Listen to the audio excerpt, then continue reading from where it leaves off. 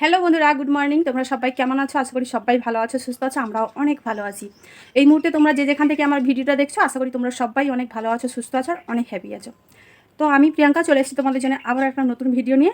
তো এখন বাজে সকাল 10:30 আর এখন থেকে তোমাদের সবাইকে সাথে নিয়ে ব্লগটা শুরু করছি। তো ব্লগটা প্রথম থেকে শেষ পর্যন্ত দেখতে থাকো, আশা করি তোমাদের ভালো লাগবে। আর সকালবেলা অনেক কাজ করেছি জানো, আর সেগুলো তোমাদের সঙ্গে শেয়ার করা হয়নি। আর সকালে জলখাবারও খাওয়া হয়ে গেছে, পান্তা ভাত খেয়েছিলাম এমনি কাঁচা লঙ্কা দিয়ে। আর মামাম ওখানে বসে আছে, আজকে তো যেহেতু সানডে, তো সেই কারণে মামামের স্কুলটাও নেই। আর যেহেতু মামামের হচ্ছে স্কুল সামার ভ্যাকেশনে ছুটিও পড়ে গেছে, তো ওই জন্যে আজকে আর রান্না করারও তাড়াহুড়ো নেই। আর একটু লেটই হলো, রান্না বসাবো একটু পরেই। আর চলো, এই যে চাল নিয়েছি, এই যে চাল বের করেছি। ভাবছি না, যা গরম পড়েছে, আর এই গরমের মধ্যে না রাতের বেলা কোনো কিছু গরম খাবার খেতে ইচ্ছে করছে না। ওই জন্য ভাবছি রাতে একটু পান্তা ভাত করব। ওই জন্য এতটা চাল নিয়েছি। দুপুরে হবে, রাতে হবে। তো চলো এখন কি রান্না বান্না করি দেখা যাক। আর বাইরে তো প্রচুর প্রচুর পরিমাণে রোদ উঠেছে। আর দেখতেই পাচ্ছ পুরো ঘেমে গেছি আমি। মানে স্নান করার পরেই কিন্তু ঘেমে যায়, প্রত্যেকে মানুষই ঘেমে যাচ্ছে এত গরমের জন্যে। আর বাইরেটা তোমাদের দেখাচ্ছি না কতটা রোদ বেরিয়েছে। এই যে দেখো, তো মানে একদম ঘরেও থাকা যাচ্ছে না, এত গরম আসে। আর আমাদের অ্যাজবেস্টারের ঘর, তো তোমরা দেখতেই পাচ্ছ, এই যে অ্যাজবেস্টারের ঘরে তো আরও থাকাই একেবারে মানে কী বলবো, দায় হয়ে উঠেছে। সব থেকে কিন্তু খড়ের ঘরই ভালো, খড়ের ঘরে কিন্তু মানে অনেকটাই ঠান্ডা পাওয়া যায়। তো চলো এখন কি রান্না করি। সবজি কিছু রয়েছে, দেখা যাক কী রান্না হয়।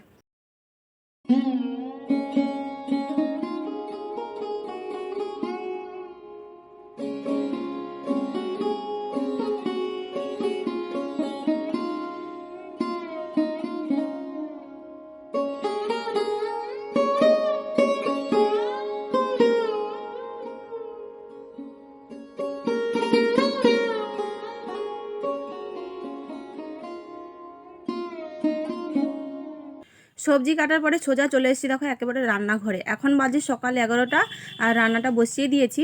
আর উনানে রান্না করতে না মানে একেবারে ঝামেলায় পড়ে যায়। কি বলো তো, রান্না করতে খুবই ভালো লাগে, কিন্তু এই যে উনানে রান্না করা এত গরম, কি বলবো।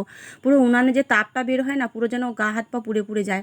কি আর করব বলো, অভাবের সংসার, যেমন আছে তেমন তো মানিয়ে নিয়ে সংসারটা করতে হবে, তাই না?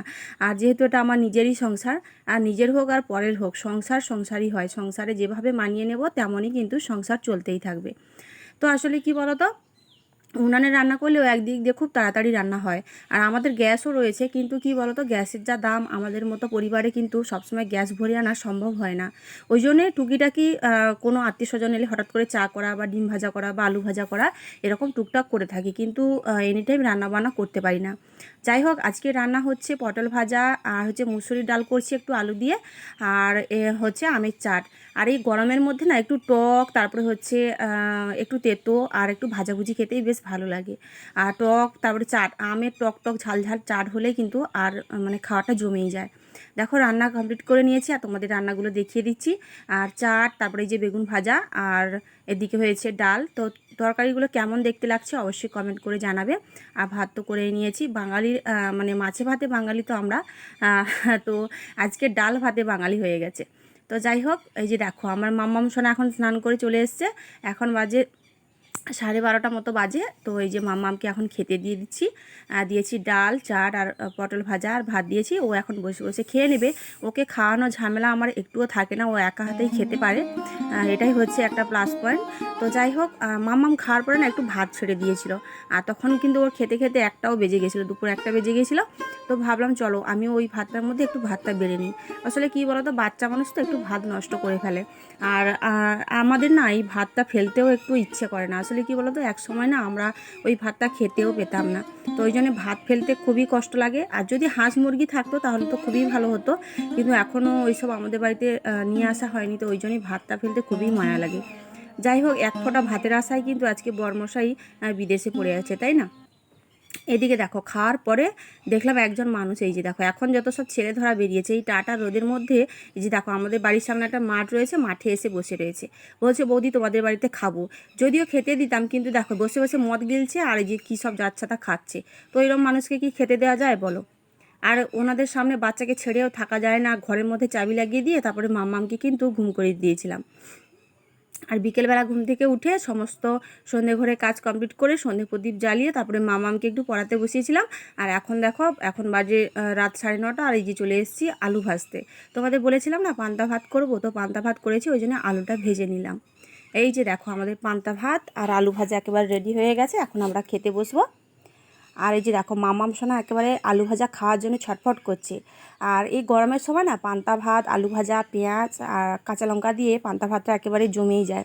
আর আমি কিন্তু কাঁচা পেঁয়াজ খেলে না আমার মানে কীরকম একটা লাগে, তো সেই জন্য আমি কাঁচা পেঁয়াজটা খুব একটা বেশি খাই না। ওই জন্য আজকেরও কাঁচা পেঁয়াজটা নিয়ে নিই, এমনি কাঁচা লঙ্কা নিয়েছি আর আলু ভাজার সঙ্গেই তো লঙ্কা ভেজে নিয়েছি একটু কাঁচা লঙ্কাগুলো, তো এই দিয়ে এখন খেয়ে নেব। আর তোমাদের দাদাভাইও এই গরমের মধ্যে ওদের ওখানেও ভীষণ ভীষণ গরম পড়েছে।